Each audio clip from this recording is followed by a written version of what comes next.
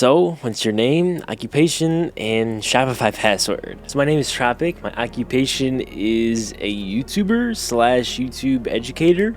And my Shopify password is 1234560891069 top G. So who exactly are you? So for those who don't know me, I'm obviously the creator of this podcast. I have my own personal brand where I do make money online entertainment challenge videos.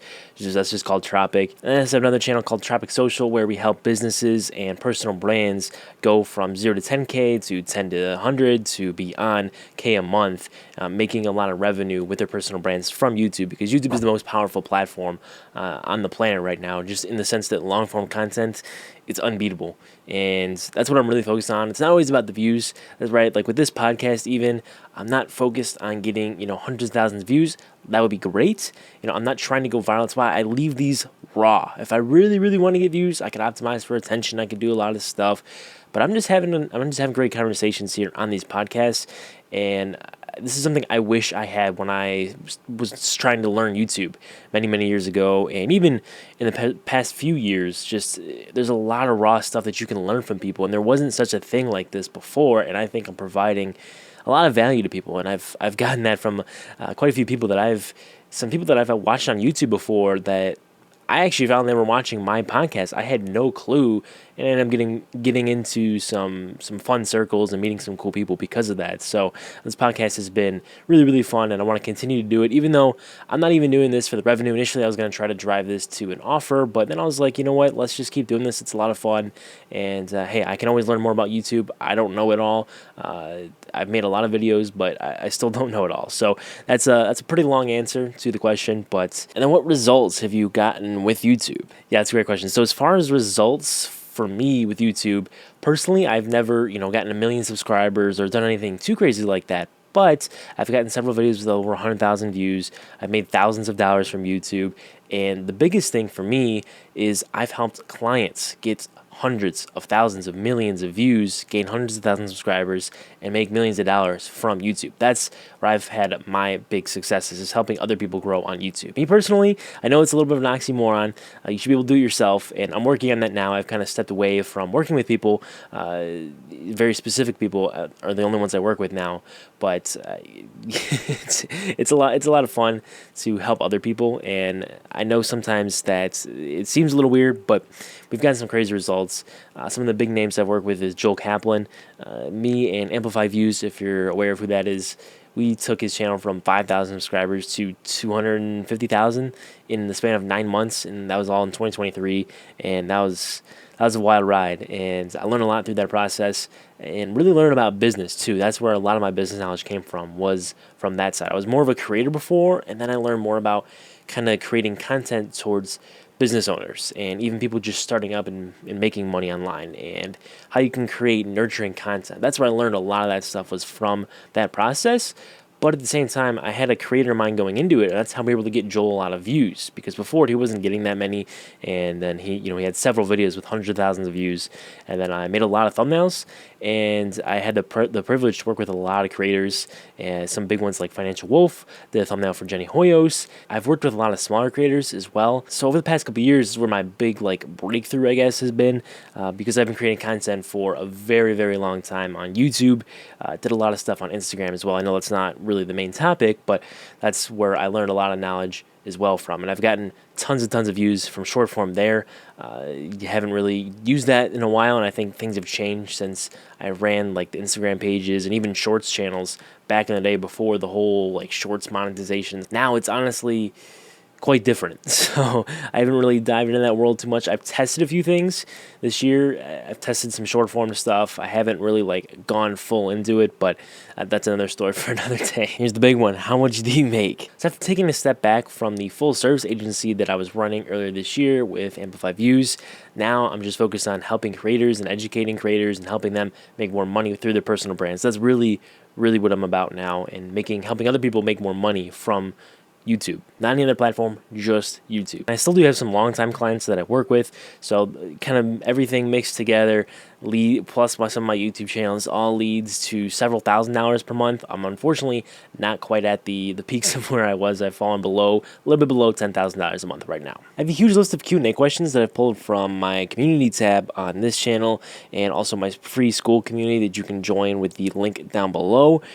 But before I get to those, I have one major question for you to answer, and that is, how do you monetize YouTube, and how do you monetize it in the best way now in 2024, where there's so many different ways to do it? So monetizing YouTube, this is what I'm very, very passionate about. It's not about AdSense. It's not about sponsorships or affiliates or anything else. It's pretty much about selling your own product. I will say, this is going to preface everything, that you can make a pretty good living. If you're just going to be a creator, you can make a pretty good living just living off of AdSense and sponsorships. You can make some good money with that. A couple of my friends do that, and they make very good money. It's not great, though. I think if you're a creator first, that's the best route to go. I really do, because sometimes I question this myself even, is like, do I just want to be a creator and have a kind of like a lifestyle business where I'm just creating all the time? The only issue with that is, like, you have to really, really want to create content and really, really enjoy that content, where you're putting in maximum effort into these videos and you're going all out. So if that's you, you want to make 10, 20, maybe even $50,000 a month. If you're getting if you're at like 1 million subscribers and you're getting several 100,000 views, you can make decent money. You can make up to $50,000 a month, maybe even more. But with that, you're gonna have to do a lot. Obviously, views can stack up on each other, and you can build a library of videos, but you are going to have to keep creating videos, and it's going to be a hamster wheel effect in a sense. So that is the downside of creating content in that style. It's not really like a lifestyle business. It's kind of like a hamster wheel business. That's why I still kind of do a little bit of that, but it's hard. I really like creating content, so I personally do that as well as my other channel, like Tropic Social, where I'm making videos that I'm recording in 30 minutes, editing in like 10, and posting. It's all about the value in those videos. And that's what I think is really starting to become the new wave. You're seeing this all over the internet right now with YouTube. The value is in the long form videos, and as long as you're providing that value in those long form videos, you can make a lot of money. So what I mean by that is with the products that you can sell. So if you're creating educational content, this is not really for entertainment creators, like, at all. If you're helping other people in any way, shape, or form, this is where you can make a lot of money. And you don't need to be huge for this at all. You can create videos that are around a specific topic. It can be around knitting. It could be about golfing. It could be about really anything. Making money online, copywriting. It could be, it really doesn't matter, as long as you're helping people solve a problem. And the way this works is simply that you take the person, on the other side of the screen, they have this problem, and you're going to solve it for them with your content. Now, there's obviously going to be an overarching problem. If you just, help them make money online, or help them become a beginner to a master knitter through content, maybe that's possible, but there's always going to be a faster way to do it, a more efficient way to do it, and there's probably a desired result that they have. For make money online, it's usually 10K a month. Or, for knitting, I don't know anything about that, but let's say copywriting, you want to be able to get 5 clients copywriting. So, yeah, you can learn a lot from the content, which is great, and that's why we want to provide a lot of value. That way they can maybe even get their first client or get their second client, and they're like, okay, this is a lot of value. You've already helped me. Now I want to buy the big solution here that'll get me and expedite me to the next process and solve that overarching problem. That's really the bridge. That's where the product comes in, and that solution, aka your products, can be low ticket, which means it's not very expensive. It can also be high ticket. That could be $1,000, $2,000, $3,000, and that's typically going to be recurring revenue unless you're doing just like a one-time $9.97 like my program is. Even if you look at YouTube growth, right? You look at Patty Galloway. He's selling an accelerator. It's like a cohort, and he's charging several $1,000s for that for a 6 or 8 week experience, and he's helping YouTubers really get a lot of views. And he's solving that problem because it's a struggle for a lot of people. And I think he's doing a great job. He's killing it, right? So that's just an example in this YouTube space of someone who's doing that. Now, the thing is with like what I like to call value influencing, that is really being an educational creator that solves problems, makes a lot of content, provides a lot of value. Patty doesn't really do that anymore. He does a lot of content on Twitter. So it's a little bit different from the model that I like, but he still has a ton of content on YouTube that's very educational. It's years old, but it's still very valuable. So he's doing it a little bit of a different way than I'm seeing people do it now, and I'm kind of helping people do now as well. So it's a little bit different, but that's just an easy example that I can give for a lot of people here that would be familiar with that name. So monetizing YouTube, I think the best way to do that now is by value influencing. If you don't want to be an entertainment creator, if you want to be an educational creator, you want to help solve problems, I think that's the best way, is to build a personal brand and solve problems off of that, and ultimately provide a solution, create a new opportunity for them, and sell a product. So there's a lot that goes into that. If you actually really want to learn more about that, I'll probably leave a link down below in the comment section or in the description that has a link to that channel. And so this Q&A is pretty specific, but I'm going to kind of go rapid fire here. And the very first one I have is, how do you decide a target audience? All right, this is going to be a lot of fun. I'm going to try to go rapid fire here. And so deciding a target audience, this one is actually pretty straightforward. So let's just say that you are 20 years old, you're making content about basketball, okay? And you're not exactly sure what you want to do. Maybe you make some entertainment content, you talk about past players, or maybe you've had a decent high school career, right? There's a couple different ways you can do things.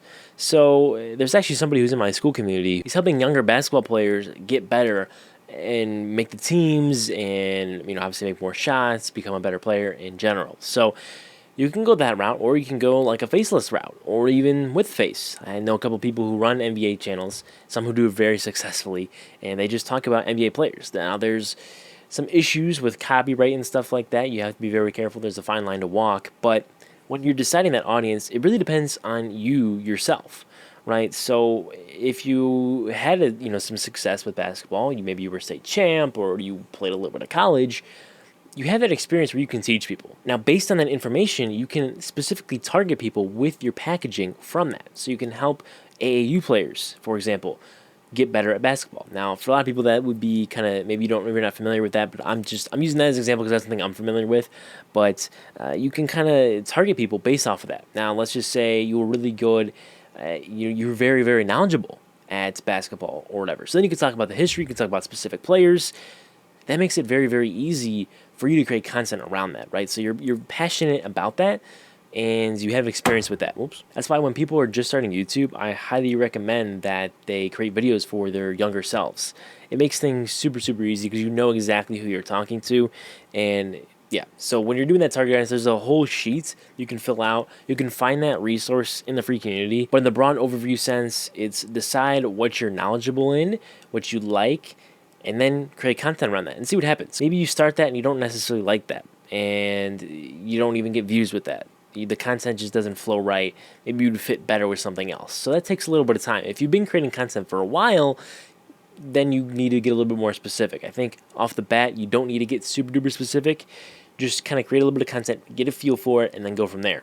But I always will suggest that you fill out a sheet that gives the demographics, the age, the gender, their hobbies, all that good stuff. Like, you need to know exactly what this person is doing, what their desires, what their problems are, all that stuff. It's very serious. You do need to do that. So that's what I would recommend if you're looking to get a target audience and figure that out. It's a little bit complicated. I know that was a long answer, but what data should you care about the most to get the most views? This is a fun one because it can be a little bit controversial, and my opinion on this has changed over the years, honestly. So what people will say is that you need a very high CTR, you need a very high average view duration to get a lot of views. And yes, that can be true, but ideas matter the most. That is what I think, because you can have the best packaging, you can have a high CTR. A high CTR alone will not carry a video to get a lot of views. You can have a high average view duration. That will not carry a video to views. The reason why I know this is because I have had both of those situations happen to me.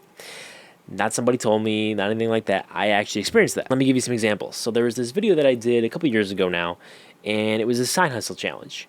The video had, I want to say, 67% retention.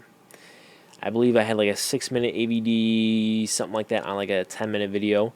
And yeah, great retention, CTR wasn't great. It wasn't bad. I tested a lot of thumbnails, tried to find an angle that would make it pop. It just didn't. The idea itself was not good enough. The average view duration, people love the video when they watch it, but unfortunately, the idea itself just didn't have enough appeal, no matter what angle I tried to do. So the base core topic and angle I took at that video was just not good enough. On the flip side, I've had some videos get 10% CTR on limited impressions and it just didn't work. The average view duration maybe wasn't good enough, or maybe the AVD was good and it just didn't hit. I've had that with videos. There's, on my old channel, Tropic Legacy, I had plenty of videos where the CTR was around 8 to 10%. The retention was around 50%, which is usually pretty good. They were a little bit shorter videos, but it just didn't hit. So those are just some examples. It is different for every niche, though. I will say that, because that was in the dropshipping niche, and that's pretty competitive. Now, even if you're in like the Minecraft niche or like some other really saturated niche, you're going to need to hit higher metrics. Unfortunately, that's just the way it is. But I will say, once again, ideas matter, because there's this one channel earlier this year called Loki Martin in that Minecraft niche, just for example, and they made completely different videos than anybody else. It was just them yapping for like 10-15 minutes, and it wasn't optimized at all. That's what all Minecraft had become. It was like Mr. Beast on steroids. It was all catered towards kids. It was dopamine mining to the max, and here this guy comes in just talking, and the thumbnail is very simple, no bright, vibrant, saturated colors. It was completely different. So I think if you take a different approach, and I don't know what his specific numbers were, I don't know if they were that good. I really don't, but it worked. The reason why, I think, is because it was very different, and the idea of the concept themselves was very different. And I think if you're different, that's great, but it also needs to have an audience to appeal to. And I think for him, he was able to find that. Now, the titles for him were very different as well. If you've seen his channel before, you'll see that they were like breaking up with your girlfriend is okay, or something like that. It was some wild title, and that doesn't even appeal to Minecraft, right? But you can kind of get the right expectations from that title. So by setting those right expectations, viewers who do click, they're going to be more satisfied when watching that video, just because of that packaging. So it's not always about creating the most clickbaity title, having the most clickbaity thumbnail. It's about setting proper expectations so you get the right viewer on the video and they know what to expect when they're clicking. So there's a lot of different things that go into the packaging and the ideation phase. And yeah, what should you care about the most to get views? That was the question. I kind of forgot about that. The data, honestly, overall, I think watch time is the biggest metric. I know I just went on a huge tangent there, but overall, watch time is probably the biggest thing. Now, if you're going to like do a thumbnail test on like thumbnailtest.com, there's a few metrics that I look at. I would look at the average view duration, number one, and the second thing is just impressions. I don't really pay attention to the CTR. I want to see that that video is getting impressions. If a certain thumbnail and title are getting me more impressions than others, chances are that's going to get me more views. Maybe the CTR is a little lower, but if that can get me more impressions and it can stay getting more impressions, you're going to ultimately get more views. You're going to ultimately get more watch time because you're getting more impressions. So I think impressions matters a lot. I think that's kind of something not a lot of people talk about, but if you can get those impressions from that title and thumbnail, that's where things are going to go crazy. So another thing to think about, one last thing on this tangent here, is that ideas aren't really, you can change like the idea in the title. The title is really where the idea comes from, right? So there's your topic and there's your idea. So the topic is, let's just say we're talking about, for example, Jenny Hoyos' video. Her topic was about shopping, saving money with shopping. That was her topic. Now, how did she phrase that? The title was, I found a loophole to shop for free. Some of their other angles could have been how to shop for free. I tried shopping for free. I shopped for free for 7 days. I shopped for free to prove it's not luck. There's many different ways she could have approached that. The reason why she went with loophole is it makes it seem like the viewer is missing out on something that they now need to watch this video. Like, okay, she found a loophole. Right, what does that imply? That means that there's like a glitch in the system that they can now watch this video and kind of almost learn something from it, but also they're going to see her journey from it. So that's why that video, for example, did really well. So that was like the idea was the loophole. That one word changes the entire trajectory of the expectations of the video and really the idea. The idea was a loophole to save money, not just shopping to save money. That's the topic. Then you have a couple other words you're going to throw on top of that to make your core idea. So you can change your idea, but the video itself needs to resonate with that idea. It needs to all kind of come together and ultimately make a great video when you have that topic, idea aligned with the thumbnail, the title, all that aligns together with the video itself. I don't know what we're doing here with the hands, but that all needs to align together, and ultimately you can create that perfect video. That's if you're really gonna, go for views and you're gonna do all that good stuff. How do you calculate the total addressable market for various topics? This is supposed to be rapid fire, I'm sorry, but this one I'm gonna be very quick about. So calculating TAM is very, very simple. You just use YouTube search. Very, very simple. So if we're talking about topics, like we were just saying before, you can use the shopping example, or we could use basketball example. Well, basketball's huge. Let's just go back to the shopping example. So with that, you would look for different words related to shopping. So shop for free, shopping, how to shop, how to save money with shopping. Just put that in your search bar and just see what the max views are on a video. That's really how you can see the total addressable market. You can see what the max market is for that. You can, if you're in a smaller niche, you could just do e-com copywriting. See, are there any e-com copywriters out there, and then how many views are they getting? Whatever the top one is, that's your absolute ceiling. If you broke through that, you're doing something pretty insane. So let's just say it's 1 million views. That's what you can top out at. Chances are you're going to end up below that, but you can always aim high. This one's pretty technical, but what positive data points should you focus on when validating an idea, and negative points to see what an idea is not worth doing? So essentially, how do you validate an idea to see if it's worth doing? This one I can make pretty long, but I'm going to try to keep this short. Validating an idea is fairly straightforward, right? So the main thing that I want to focus on in what I'm going to pull up is actually my ideas thing. So that we're going to go based off of entertainment. I think that's what most people here on this channel are for. So the idea needs to be remarkable. It needs to be fairly unique, unless you're going to kind of base it off of somebody's video. And it needs to have 1 million view potential, or whatever your max view potential is, or at least a little bit below that. It also needs to be just interesting to the target avatar. Would that person actually be interested, right? And the other thing is, this is a huge one, is if you're talking about the title, the idea, in conversation with somebody, you're in that target avatar, right? Would that stop them mid-conversation? If you just said that while you're in the middle of a conversation, you're like, I found a loophole to shop for free. You'd be like, what? A loophole? I want to learn more, right?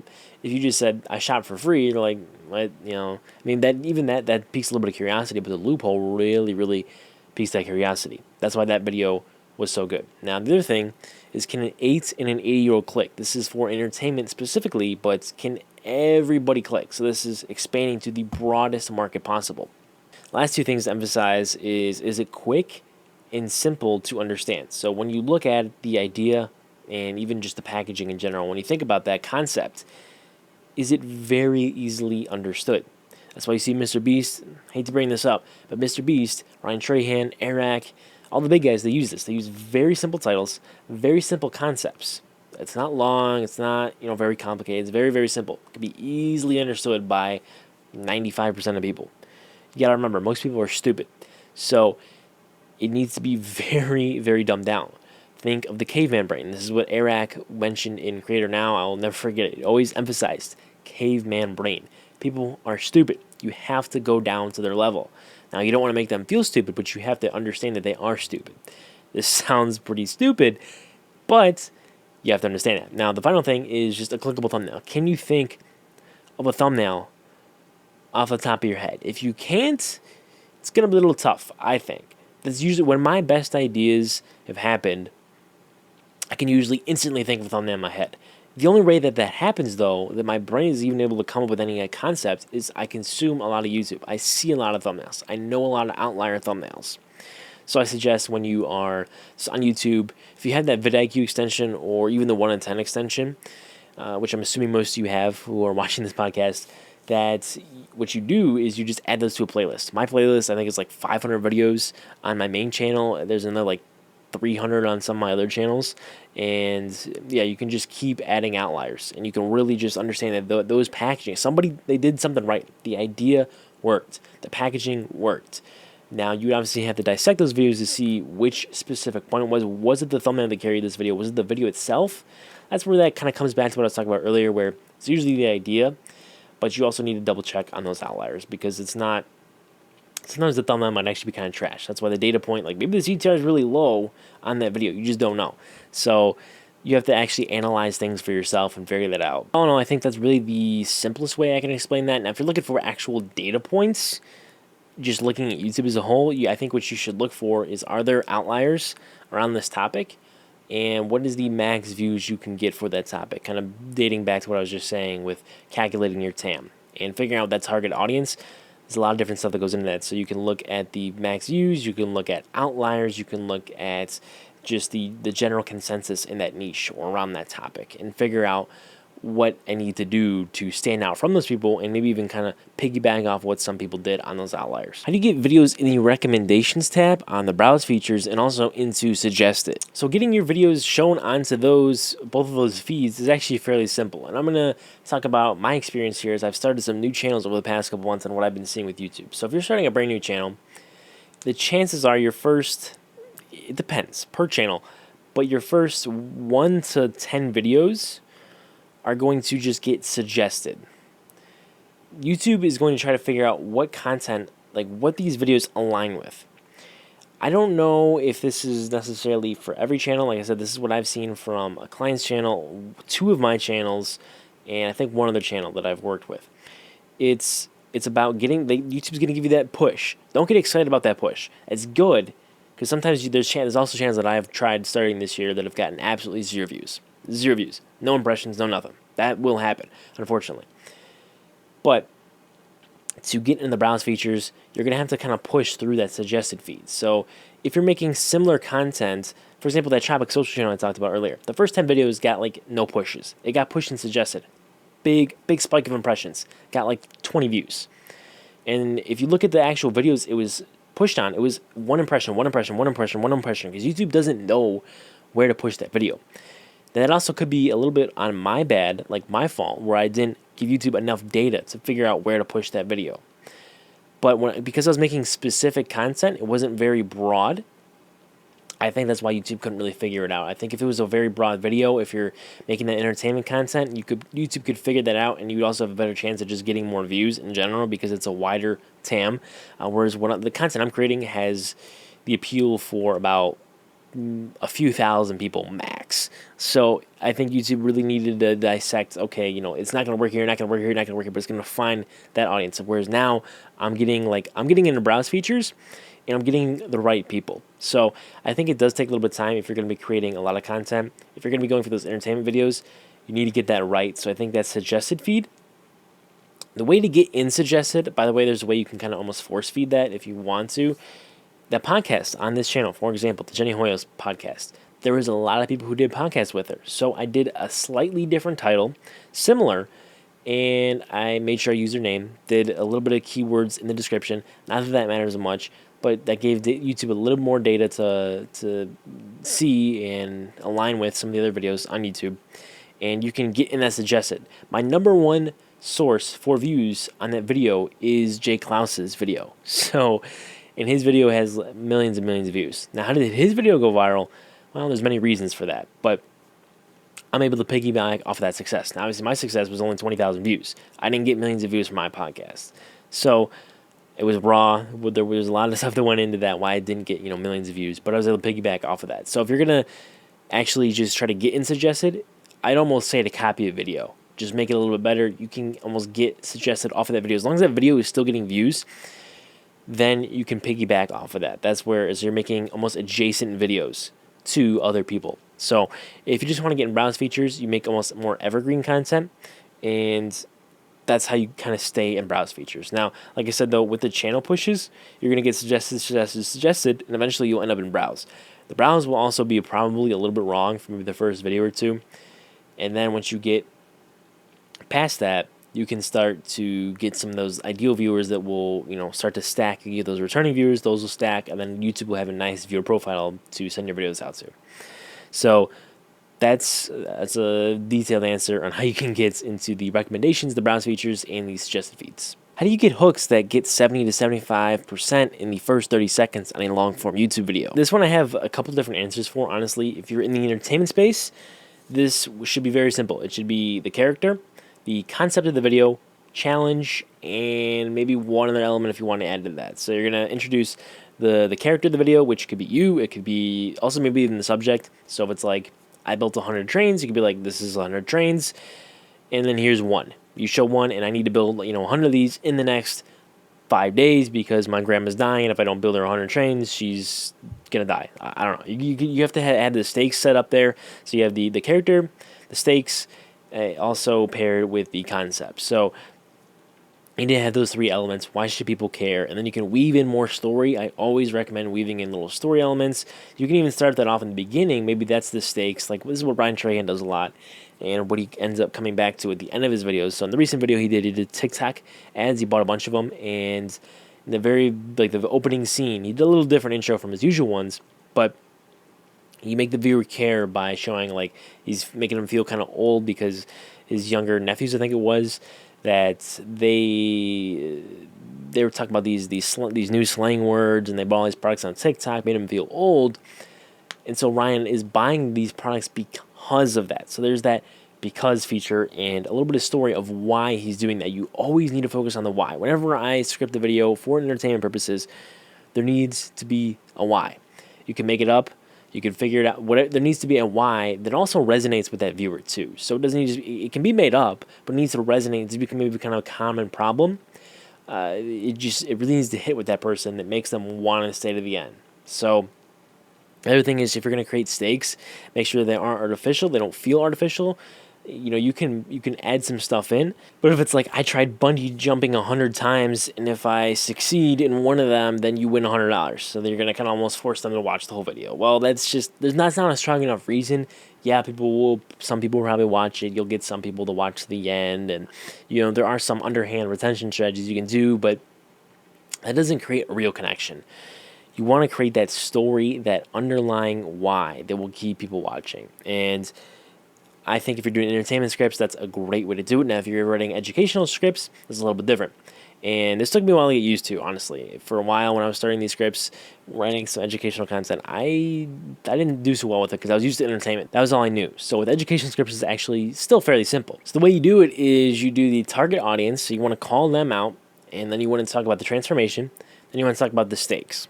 Now, this is obviously different from the entertainment, but in the educational, you want to really focus on that transformation. Back to my example of being a better basketball player, it could be like, if you want to be the top AAU player on your team this year, you need to do XYZ. And if you don't, you're going to be riding the bench. So you really set the stakes high. Here's your dream outcome, being the star player or ride the bench. Because if you don't do what's in this video, you're going to end on the bench, right? So that's just a fairly straightforward example. Now, another way you can do this is the Hormozy framework. This is what's called the promise proof path. And this works a lot for more of these value influencer type videos where you're just going to be getting some nurturing content. You're going to be doing maybe a little bit of lead generation. And how that's going to work is you're going to set up a big, bold promise. It's pretty much the same thing, but you're going to say, you can make $1 million by tomorrow. And here's how I did it, and then here's how you can do it too. That's basically what it is. So you're showing big promise, how I did it, or how I did it for other people, and then here's a simple path to what how you're going to achieve this.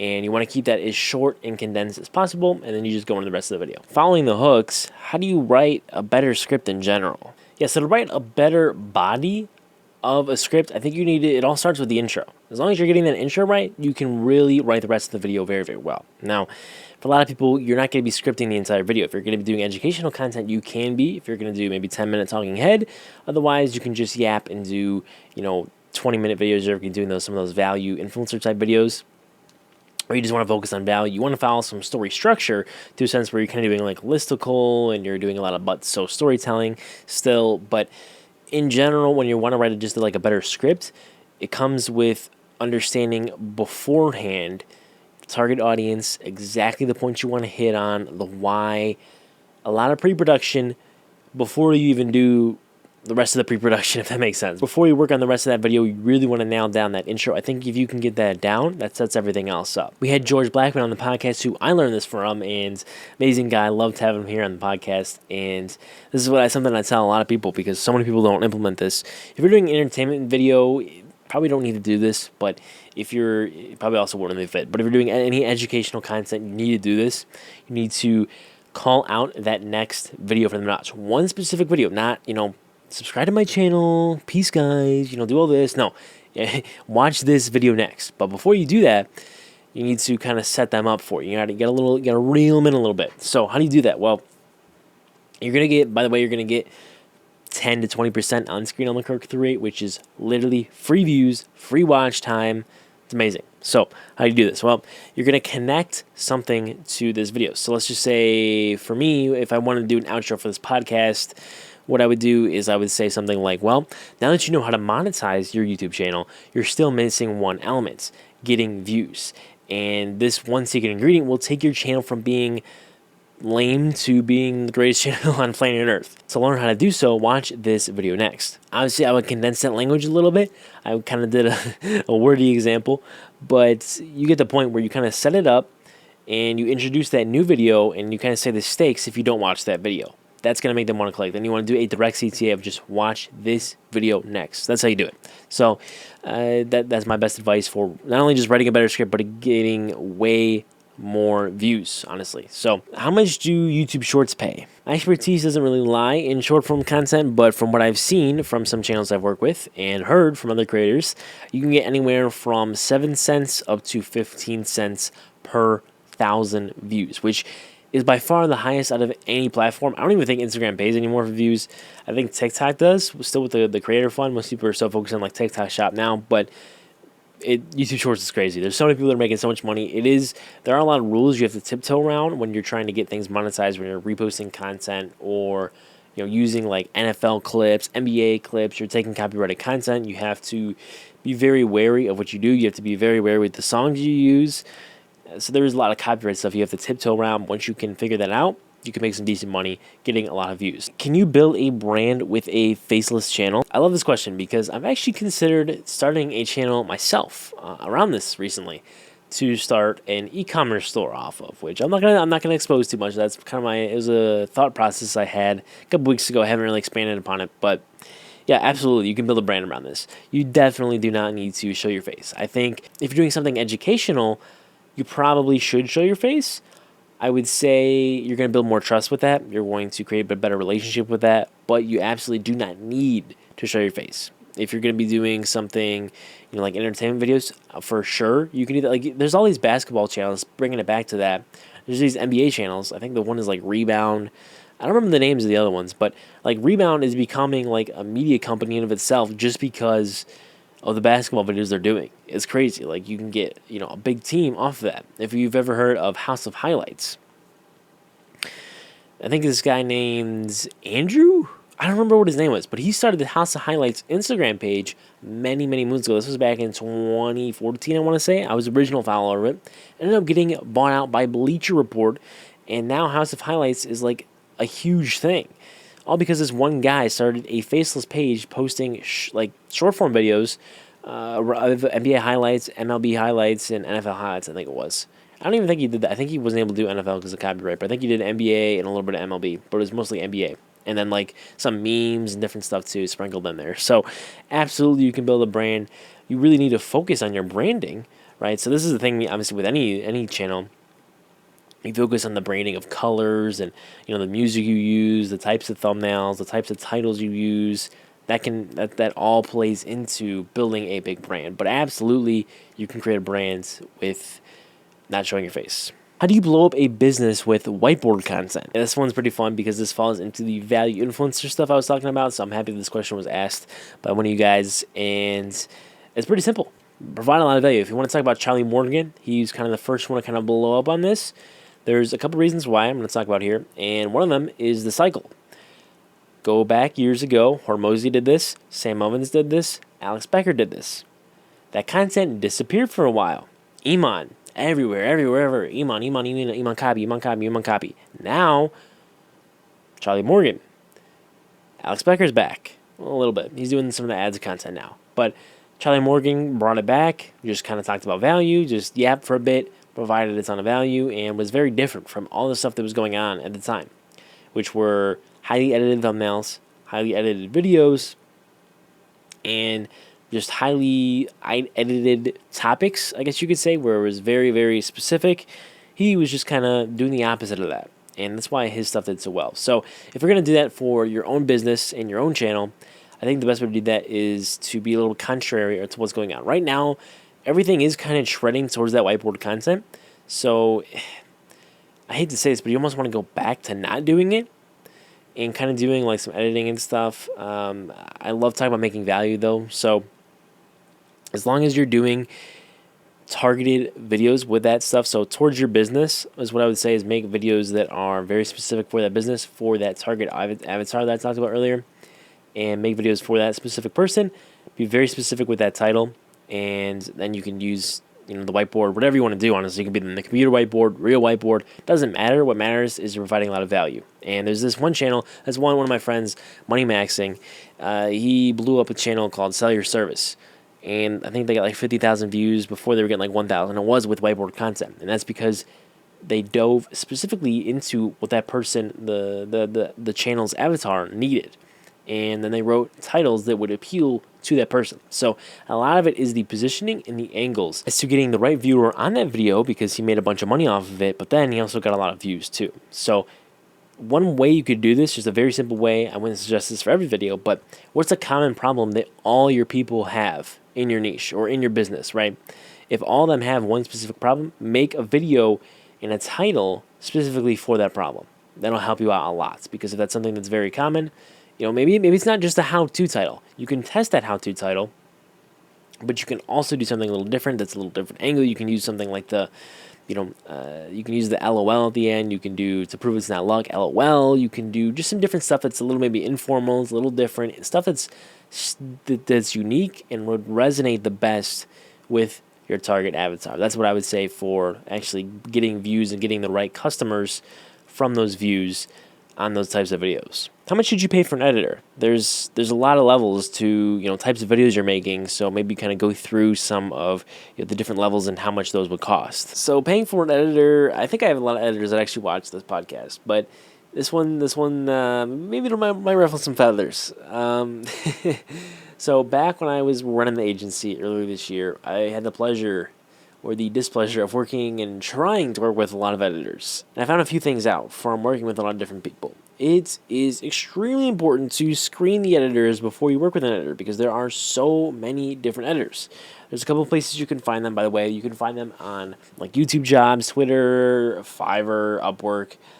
I recommend going on Twitter, just posting something and trying to get people to fill out a form. That's where you're going to get the highest quality people. You can ask for their country. That's important. You want to focus on their portfolio, see what they've done.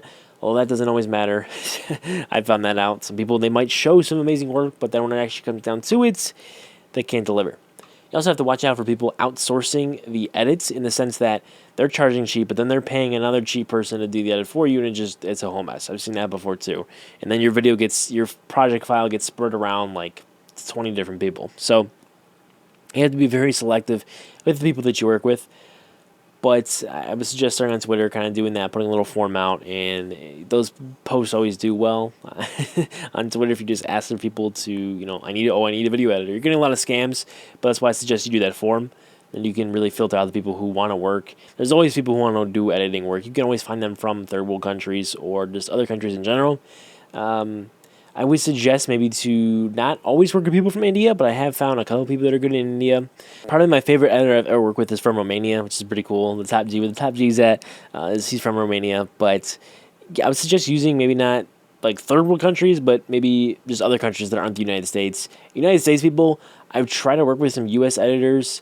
They're not that smart, or they only work on very specific types of content. So, and those people in the USA, people are the most expensive. So as far as actually paying for people, right? So if you're gonna post that, that form or whatever, you can ask for prices. What people would usually pay for a typical video in your niche. So it's a 10-minute video, 10-minute talking head for self-improvement. You can just put that out there in the form and see. But a fair price, from what I've seen, is if you're going to get animations and a lot of different stuff, you're going to get some animations, you're going to get a unique style, which I highly recommend that you do. You don't just get this, boring stock B-roll footage. It's just not exciting. It's this lame style. You don't have any branding to it. if you're going to get that branding, then I would suggest you're going to be paying around $300 to $500, potentially more. If you're getting somebody who's really good, you might be paying upwards of $1,000. But if you're going to be realistic about it, you want to get somebody who's decent, not top of the line, not bottom of the line or bottom of the barrel. Somebody who's decent. Somebody who's decent with animations, all that. I think you're looking at about $300 to $500, probably around $450. You can get it as low as $250, but if you're going below that, it's gonna be really tough. So I'd say around $400, probably the median range there. If you're gonna be getting kind of that stock footage B-roll, you're gonna be getting just very basic edits, then probably around $150. If you're going to just get just clean up the audio, cut out all the mess ups, you can get it for basically like $50 max. Like, you can also get somebody very, very cheap. You can almost you can train a VA to do that as well. That's a little hack. You can get it for like $10. That's on the down low. Don't be sharing that around. If you're just doing basic stuff, you can train VAs. This is actually something we did with one of our clients. We trained VAs to edit, and we got the best rates around. We were able to just make a disgusting profit margin. So keep that on the down low. But in general, if you're going to be getting a really good editor, you're going to expect to pay out a few $100, upwards of that. If you're going to get a specific animator, you're going to be paying around $200 to $250. So, like I said, it does depend on the niche. Depends on the style. I've mostly worked with, Iman type editors, if you want to talk about that. I've also worked with just basic editors, and I've also tried to work with some gaming editors and stuff like that. They charge a decent amount too. Now, video length does play a factor in that, so you also have to think if it's going to be like a basic edit and it's going to be for an hour, you're going to be paying a little bit more. And I'm talking about edited time. We're not talking about total footage time. Maybe there's a video that you're doing that has 8 hours of footage. Well, then you're going to have to pay a little bit more. Now, if you're doing like an entertainment video and you have all this footage, yeah, you're going to have to pay people a little bit more money. But if let's say you film for an hour and a half and you want to get it down to an hour, or, you just want to cut all the mess ups and it ends up in an hour, you're going to be paying for kind of that hour, I guess. You're not really paying for the time. You're paying for just getting all that cleaned up. So, yeah, that shouldn't be that expensive, really, at all. Okay, we've officially made it out of the Q&A section. I now have just some general questions that I always ask on all the podcasts, although this one is pretty specific for you, and that is, how do you start a personal brand? Okay, so the best way to start a personal brand is simply to create those value influencer type videos that I was talking about, in the sense that they are value videos and kind of that whiteboard content where you're really focused on the audience, their problems, and then you just kind of create content around that. It's going to be a lot of how-to content, and it's going to be a lot of story content as well, where you're kind of giving personal examples, you're providing social proof. That's the best way to be like a value influencer. I'm not going to dive into that too much because I have a whole other channel for that. But as far as just a personal brand in general, you really need to brand yourself. It's in the name. It's pretty simple. So personal brands come in different shapes and sizes, right? There is like Ryan Tran's personal brand, for example. That's an entertainment brand. Right, so you have to define, first of all, what kind of brand you're going to be. You're going to be an entertainment brand, or you're going to be an educational brand, or you're going to be, even better than that, a value influencer type brand. Now, what I would suggest is you figure that out first. Then you figure out, okay, what are my audience's problems? You're going to decide, well, your topic, then your audience problems, and then you're going to deep dive into the avatar, right? So you're going to figure out that exact person, that exact viewer.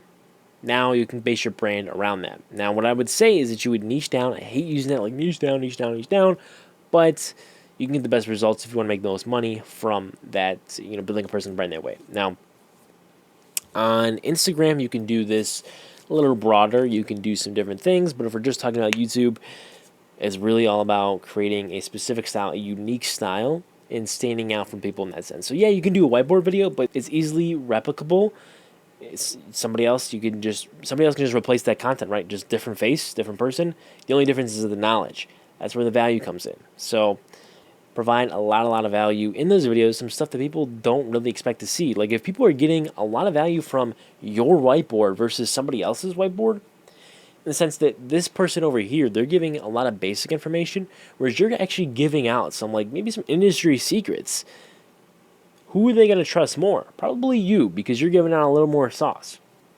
Now, that opens the door where other people are going to start giving out more sauce, and then it becomes really, really hard to even sell anything, at least sell info. So that kind of opens up that kind of can of worms. But in most cases, if you give out a few more tidbits than the average Joe does in your space, you can build a little more trust that way. So that's how I would set a personal brand, in the sense that you just want to focus on value. Value, value, value, value. But with that, you need to be very unique. You need to have a personality, and you need to kind of stand out in a way. What's the 80-20 of getting growth results on YouTube? So the 20% that you need to focus on is ideas. Plain and simple. That's my answer. So do you use AI in any aspect in your creation process of making YouTube videos? I currently do not use AI in any aspect. Maybe you already know this if you watched some of the podcasts. I am not really a fan of AI at all. I don't use ChatGPT. I don't do anything like that. I like to mainly figure it out. Maybe that's why I'm not a millionaire yet. Maybe that's why I haven't gotten millions and millions of views yet. But I personally just do not like using AI. So I don't. What does your day-to-day look like? So my day-to-day looks very different from most people. Some of my friends can attest to this, but I get up at about anywhere from 12, we'll say 12 p.m. to 4 p.m. It really just depends on the day.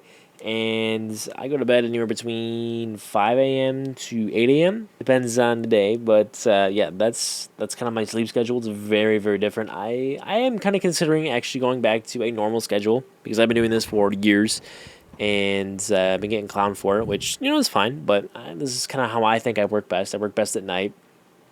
A lot of distractions during the day, and I don't really want to deal with that. So I don't know. I like the nighttime. It's more peaceful. It's more calm. So that's what I do. My day starts out like waking up, checking my phone immediately, and seeing any comments to reply to, check any Slack messages. Although I only have Slack on my computer. I deleted it off my phone. I deleted TikTok. I deleted YouTube. I deleted Instagram. I deleted Slack. The only thing I have on my phone left is YouTube Studio, so I'll check that. I also check my fantasy team. I will check Robinhood and crypto. That's all I do. I try to eliminate as many distractions as possible from my phone, so I don't have a reason to go on my phone. I just stay on my computer, or whatever else I'm focused on. So, yeah, I'll wake up, check my phone, and then I will probably do a little bit of work, maybe for an hour or two. Depends on what time I get up. Then I'll eat dinner, and then I'll probably chill for a little bit. I'm not somebody who's like, I get up and I work right away. I'm like, I can barely see when I wake up usually, especially if I get up in the morning. Yeah, I don't look great. So that's kind of me. But I'll usually chill, eat dinner, maybe work for a little bit. Then I'll chill for a little bit again, and then I'll start to work. I'll probably do like a 3 to 4 hour, maybe even 5 hour work session. And then I will eat at like midnight to 1, or maybe 1 to 2, just depends.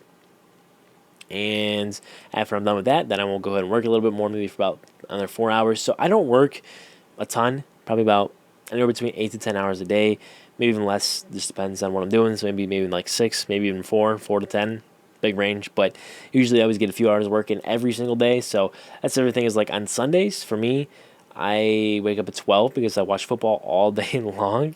And then, football's done at 10:30, and then I have like 6 hours of work, right? So I can go from like 10:30 to like 1:30, get a couple hours in there, maybe eat a little bit, and then work a little bit more, go to bed, start the process all over again. So it's very different, but I like it. So, okay, this is a really fun question specifically for you.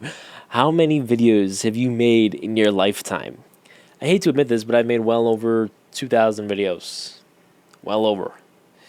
Yes, if you want proof, you can go back on my Tropic Legacy channel. I alone on that channel have like 1.9K videos.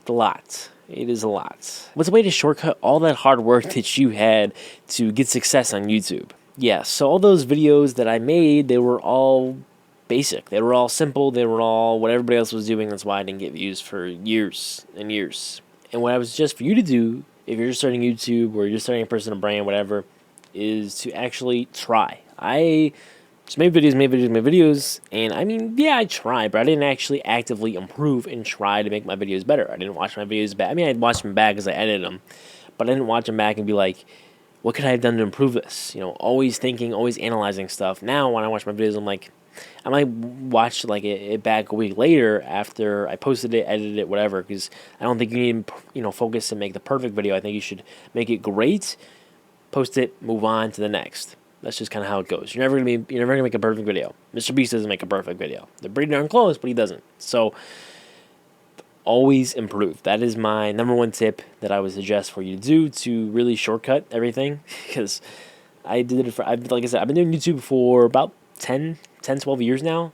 I've been doing it since I was 10, and I'm 22 now, so it'll be 12 years. And that's the biggest thing, is I didn't really improve until the last, 3 years, where I've, consistently tried to get better. I've really actively been learning about YouTube and, getting a lot of data that's teaching me more stuff. So that's a huge thing. And the other thing I want to just mention based off of that is the data. You want to learn from the data, but you don't want to be hyper-focused on it, especially in the beginning where you're not getting enough data. It's really hard to make decisions based off of a couple hundred impressions, a couple hundred this, a couple hundred that. You really need to get a lot of data. So when you are running a smaller channel in a smaller niche, and your TAM isn't going to be crazy high, it's a little harder to do that. So you are going to have to shrink that data point down. Where I have gotten 1,000 impressions, I can now make a decision.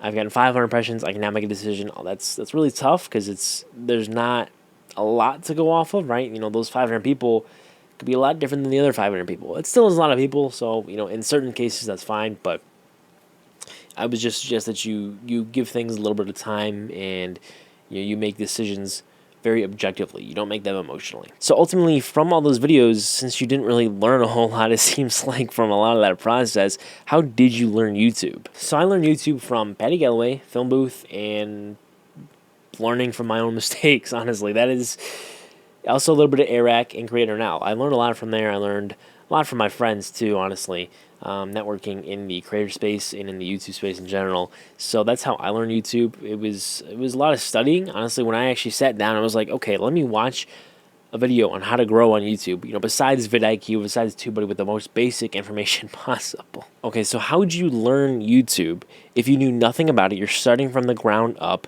What would you focus on, and how exactly would you go about that process? That's not even true half the time. Watch Film Booth, watch Patty Galloway, watch now my one of my best friends, Amplify Views, watch his videos.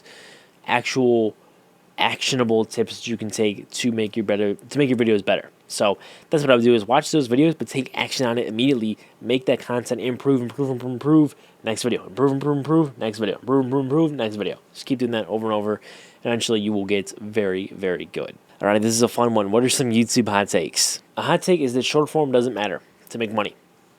You can do the short form channels. One of my friends, Daniel Bitton, that's all he does. The short form content. I mean, he posts long form content, talk about the short form content, but the short form, he has these channels that just solely short form. It's just straight brain rot. You can do that, but why? I mean, yeah, you can make money from it.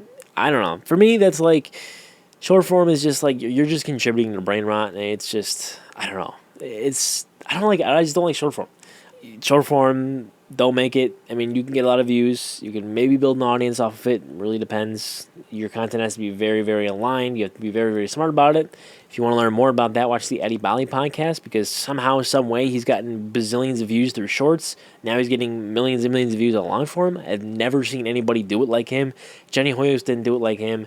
Nobody else was doing it like him in terms of getting tons and tons of short form views and getting them now in long form. He's the best in the game at that.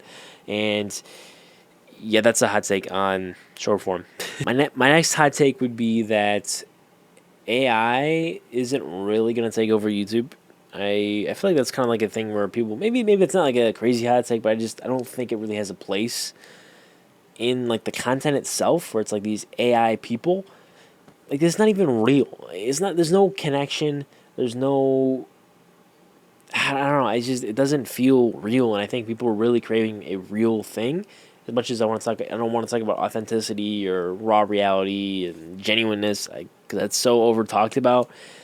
I think that genuinely that something real needs to be present in these videos. And there probably will be a cycle where that stuff's going to do well, and maybe it'll disappear for a little bit.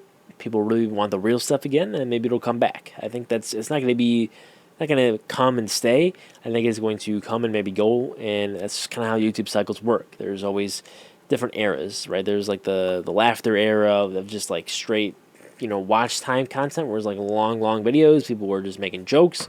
And it was a lot of funny pranks, and there was all that stuff. That's kind of coming back a little bit now, from what I'm seeing. And there's different cycles on YouTube. My last hot take is that not everyone should do YouTube. Hold on. What I mean by that is I don't think not everybody should try to do a crazy thing on YouTube. I think only certain people are going to be cut out to do entertainment content. Yeah, you can train yourself, you can get better over time. I definitely think that's true, but I think everybody can make content if they're going to be making educational content, and they can really help other people learn. I think that's a great way for everybody to be on YouTube. I do think if you're a better entertainer, you should just do entertainment content. There's a lot of fine lines to walk with that, I think, honestly, depending on, lots of depends for doing YouTube. But I don't think necessarily everybody should try to do, the meta of creating raw reality content or Mr. Beast content. Everybody should really figure out their own thing. So that's why I don't think everybody should necessarily do YouTube, because some people are just going to always just try to copy. And I think the educational content ultimately is the solution, because I think I saw a statistic the other day where it's like 3% of content, I don't know if this is on YouTube or just content as a whole, 3% is educational, 97% entertainment. So there's a lot of brain rot going on. That's what I think. I think if people really focus on helping other people and teaching people things, maybe that's also on the consumer's fault that they don't necessarily want to learn. Right? They're just consuming all this entertainment content. That's what feeds it into a snowball effect. But if more people put out educational content, and people put out more content that really drives a lot of curiosity, where they can learn something and apply it to their own lives, I think that would make the world a little bit better of a place. To wrap this up here, what is your best YouTube advice in one sentence? My best advice would be to make videos, get better, make more videos. That's it. And well, actually, let me take the back. I have one more sentence that says that. Get better at ideation. That's two things. Those are my two sentences that I could give that I think would really, really help. It's not the algorithm's fault. I hate, sometimes even when I make videos that flop, I hate that. It's like, what? It's the algorithm's fault. But no, it's you just not connecting all the dots. And that's, sometimes it's going to happen. You're not always going to hit on every single video. There are YouTube strategists that are better than me. I'm not going to lie. There are some of the people I've talked to on this podcast way better at YouTube than me, for sure. They can go viral like 90% of the time. That's because they live and breathe that stuff all day, every day. I don't do that. I try to, in the sense that I'm always doing stuff on YouTube, but it's not where my sense like I can go viral in any niche. I can go semi-viral in my own niche. Like, I'm not an absolute YouTube god like some of these people. So that is something to know, that like you need to really, if you really want to go viral all the time, you need to live and breathe it. So with that said, if you want to watch another podcast, watch another one right here. And I thank you all for watching the podcast with myself. And I should have another regular guest on pretty soon.